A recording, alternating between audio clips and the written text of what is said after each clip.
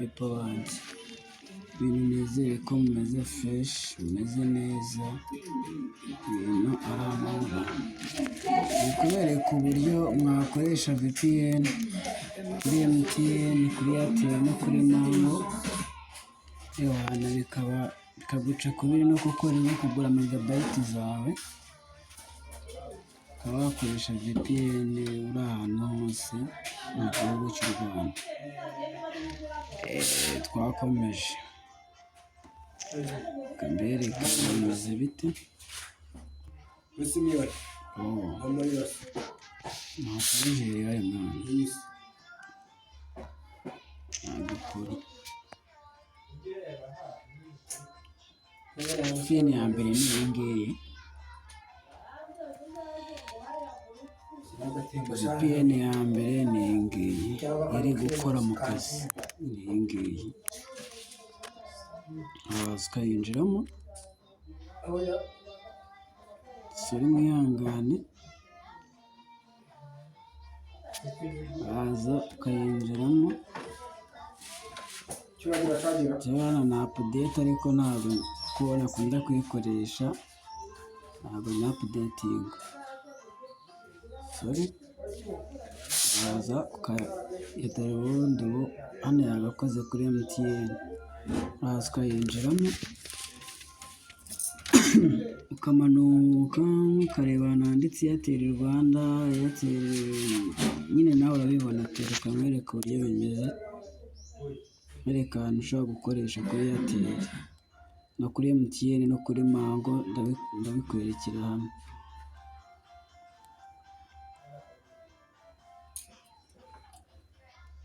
Dore ni aha ngaha,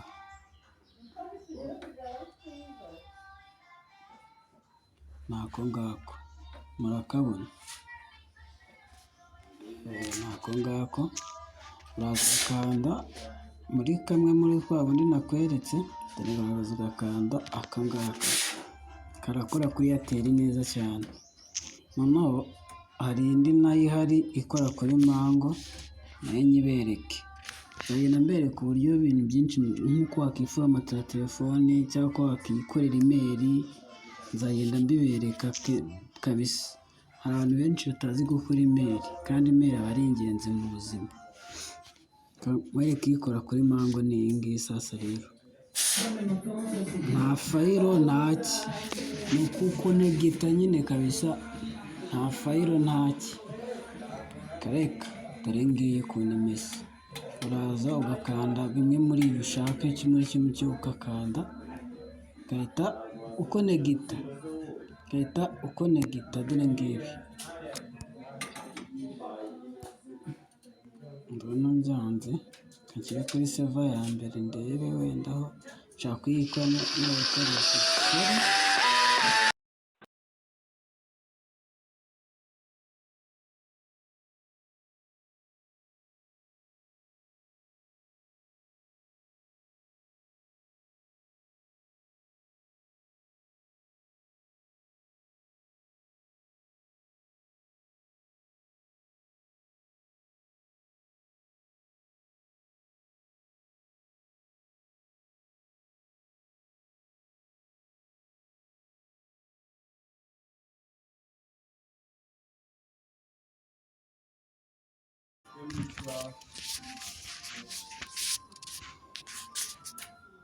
Twakomeje,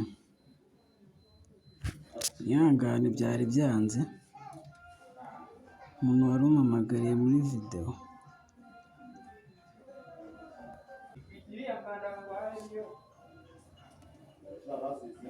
Okay, twakomeje. Dore ni aha ngaha, uraza ugakanda ukasevinga connected. Urabona ko mwereke ngo bimeze bite, mwereke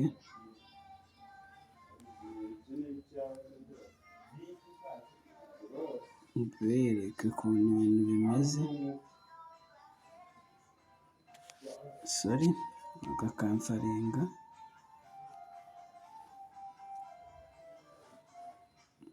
Dore ngiyi, dore ngiyi, ntabwo kwikonegisi, dore ngibyo. ni ibyo ngibyo kabisa, ibindi nzagenda mbabwira kabisa gahoro gahoro. Murabona ko VPN zikora mu Rwanda kabisa, zirakora kabisa kabisa.